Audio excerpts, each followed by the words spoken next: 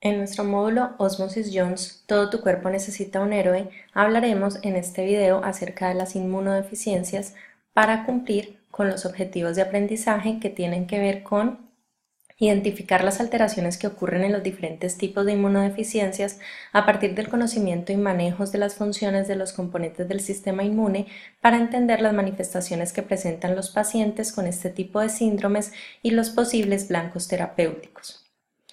Las inmunodeficiencias se caracterizan como una alteración del sistema inmune que predispone a los individuos a múltiples infecciones y además a que sean proclives a desarrollar ciertos tipos de cáncer. Generan defectos que pueden ser en el desarrollo o en la activación de los linfocitos o también algunos defectos en los mecanismos efectores de la respuesta inmune innata y de la respuesta inmune adaptativa. Las inmunodeficiencias se clasifican básicamente en dos: inmunodeficiencias primarias e inmunodeficiencias secundarias.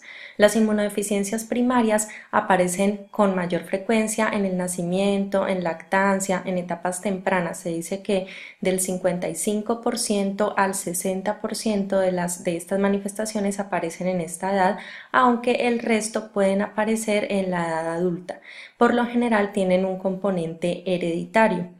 Las inmunodeficiencias secundarias están asociadas, por ejemplo, al tratamiento con fármacos a la edad avanzada y a infecciones, por ejemplo, por el virus del VIH. Nos centraremos en esta presentación a hablar acerca de las inmunodeficiencias primarias. Las características infecciosas de las inmunodeficiencias tienen que ver con la recurrencia, es decir, un paciente que presenta infecciones recurrentes en un periodo de tiempo, la severidad, que sean infecciones que puedan transcurrir para otros individuos en un curso leve, pero en estos individuos tienden a complicarse con mayor frecuencia, agentes etiológicos que no generan infecciones tan graves en un individuo sano, que se conocen además como ciertos microorganismos oportunistas, la cronicidad que se puede presentar de estas infecciones, que además está relacionada con el daño de ciertos órganos, una pobre o baja respuesta a los agentes antimicrobianos y además una reacción adversa a las vacunas, sobre todo aquellas de microorganismos vivos atenuados.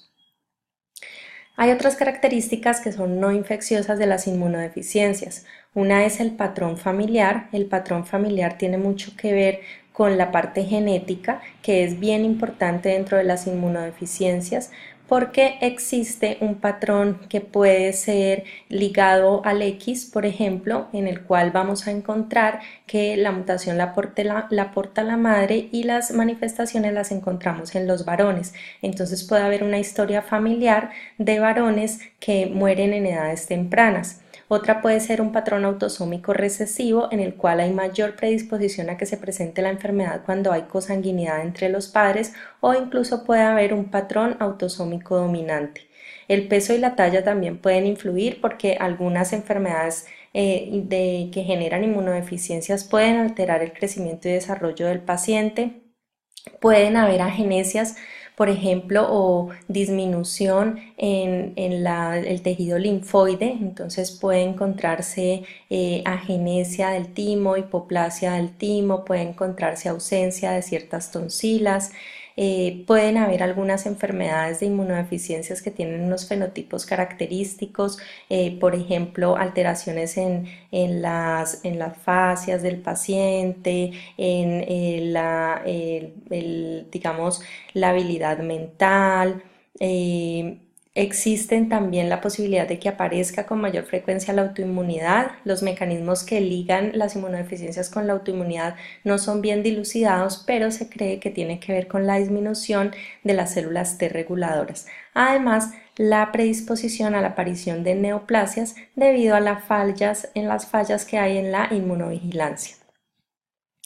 Existen señales de alarma que el Jeffrey Model Foundation ha generado. Existen 10 que son 4 o más infecciones de oído en un año, 2 o más infecciones de senos paranasales, 2 necesidades de tratamiento con antibióticos de largo plazo, 2 neumonías que se puedan presentar también frecuentemente, dificultad en el crecimiento y desarrollo, abscesos o alteraciones en piel, presentación de aftas recurrentes en la boca, necesidad de recibir antibióticos por vía endovenosa y 2 infecciones profundas o la aparición de sepsis, además de antecedentes familiares de inmunodeficiencias primarias, son signos que nos deben hacer pensar en una inmunodeficiencia.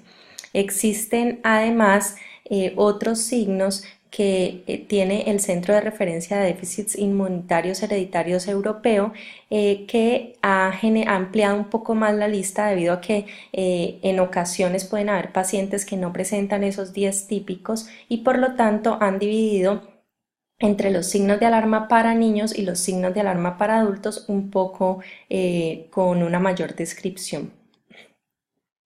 Entonces, dentro de las inmunodeficiencias primarias tenemos una subclasificación. Hablamos de los defectos de la inmunidad innata, las inmunodeficiencias combinadas graves, que tienen que ver o que implican el compromiso tanto de linfocitos T como de linfocitos B, los defectos en el desarrollo y activación del linfocito B y los defectos en activación y función del linfocito T. Iniciaremos entonces hablando acerca de las inmunodeficiencias que tienen que ver con defectos en la inmunidad innata. Estas a su vez se subclasifican en 2, las que tienen defectos en las células fagocíticas y células NK y los defectos en las vías del complemento. En este video nos centraremos a hablar acerca de los defectos en los fagocitos y células NK porque los defectos del complemento fueron estudiados el semestre anterior cuando trabajamos las vías y revisamos cuando se alteran ciertas proteínas, cuál es la consecuencia. Recuerden que se realizó un taller del complemento. Si todavía nos quedan dudas, podemos remitirnos a la última parte del taller y revisar estas inmunodeficiencias relacionadas con el complemento. Dentro de los defectos de los fagocitos encontramos algunas manifestaciones que se han descrito con mayor frecuencia y son la enfermedad granulomatosa crónica, deficiencias en adhesión leucocitaria, defectos en los linfocitos NK y fagocitos, defectos hereditarios en las vías del Toll-like receptor, señales del NF-κB e interferones tipo 1, defectos hereditarios en vías de interleuquina 12 e interferón gamma, defectos en el desarrollo esplénico. Iniciaremos hablando acerca de la enfermedad granulomatosa crónica, la cual es una mutación en el gen FOXC91 que codifica para esta proteína que hace parte de las oxidasas que se unen a la NADPH para inducir una de las vías del estallido respiratorio. Por lo tanto, la consecuencia va a ser una falla en la síntesis de intermediarios del oxígeno y una alteración en los mecanismos de fagocitosis, lo que hace que la célula fagocítica no sea capaz de eliminar adecuadamente los microorganismos. Las manifestaciones clínicas que vamos a encontrar son infecciones por virus y bacterias que tienden a generar granulomas, por lo general a microorganismos que son catalasa positivos. Vemos aquí un ejemplo de la enfermedad granulomatosa crónica con el caso de un paciente de género masculino de 4 años de edad que consulta de forma recurrente por abscesos y procesos infecciosos en piel. En el momento está siendo tratado por una dermatitis seborreica crónica de difícil manejo y vemos cómo se da lugar a la formación de granulomas por la incapacidad del fagocito en destruir efectivamente al microorganismo. Otro defecto son las deficiencias en adhesión leucocitaria. En este caso tenemos 3 tipos, DAL1, DAL2 y DAL3.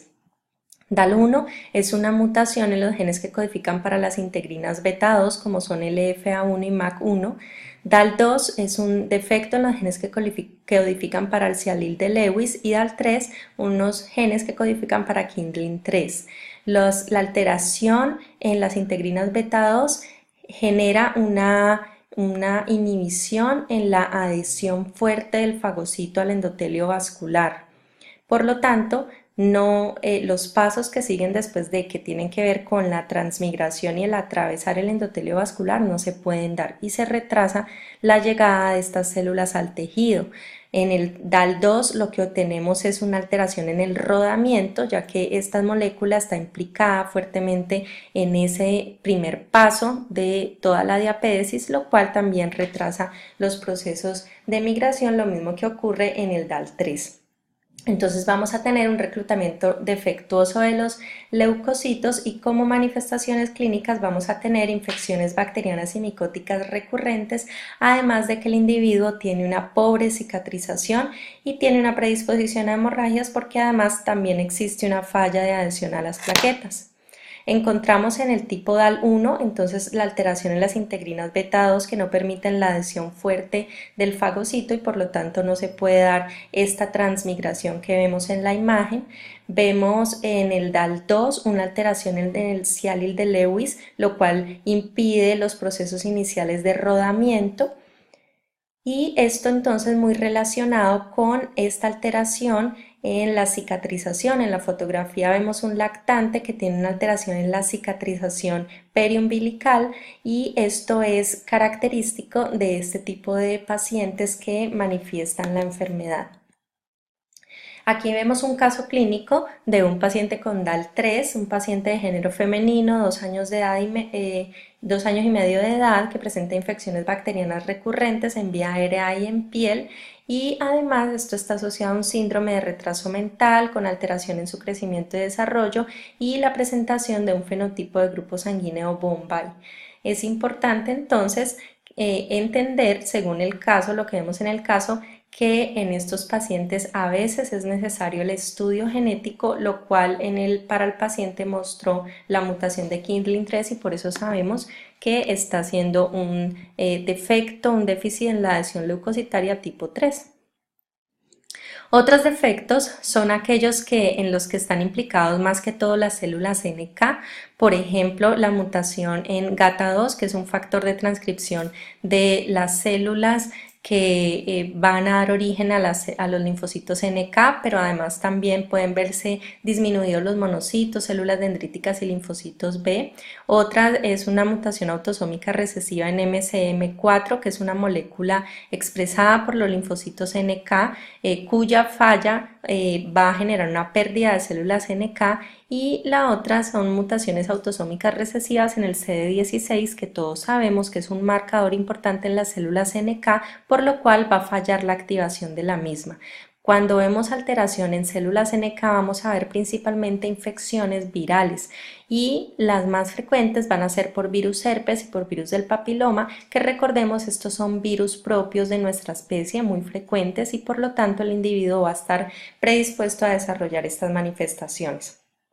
El síndrome de Chediak-Higashi es una mutación en el gen que codifica para LIST, que es una proteína que regula el tráfico lisosómico. Por lo tanto, lo que vamos a encontrar es una alteración en los lisosomas y una formación entonces de lisosomas gigantes en algunas células, depósitos lisosomales. Y por ejemplo va a dificultar la fusión entre fagosoma y lisosoma, por lo tanto no hay una fagocitosis adecuada.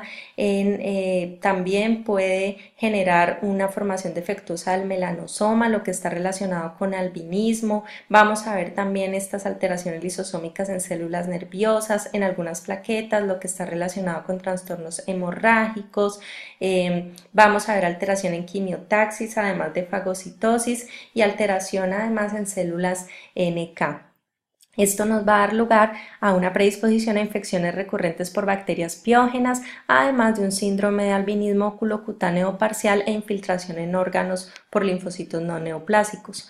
Vemos aquí un ejemplo con este caso clínico de un paciente de género femenino de 24 meses de edad que presenta hipopigmentación en áreas cubiertas, lo cual contrasta con la hiperpigmentación en áreas expuestas. Además vemos una característica, es el cabello color plateado y vemos una pigmentación de los ojos y fotosensibilidad.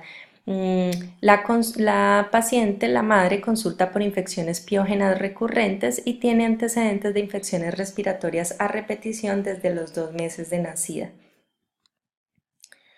Existen también algunos defectos que tienen que ver con las señales de los receptores tipo TOL, del factor de transcripción NF-κB y de los interferones tipo 1.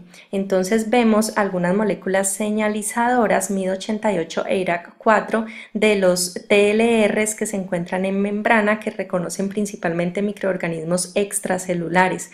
En este caso entonces la consecuencia va a ser infecciones bacterianas o infecciones por microorganismos extracelulares al inicio de la vida.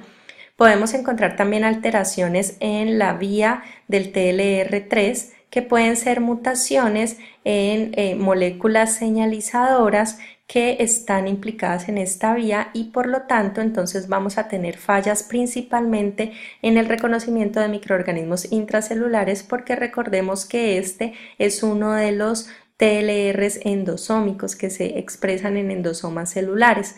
Esto va a dar propensión principalmente a encefalitis por el virus del herpes simple, que es uno de los virus más frecuentemente para los pacientes y en una inmunosupresión pues nos va a llevar a procesos complicados. Las mutaciones en STAT1, por ejemplo, como factor de transcripción, va a impedir la síntesis de interferones de tipo 1 y recordemos que los interferones de tipo 1 están implicados en la respuesta inmune antiviral y por lo tanto su alteración va a hacer que el individuo pues presente con más frecuencia este tipo de infecciones.